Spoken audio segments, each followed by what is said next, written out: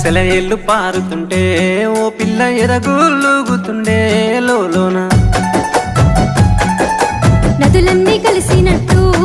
పిల్లగా నవ్వెంత బాగున్నది నీలోన గాజుల సప్పులు గలుగల్లు మోగంగా గజ్జెల పట్టీలు గంటేసి ఆడంగా వరిగడ్డి మోపు ఎత్తి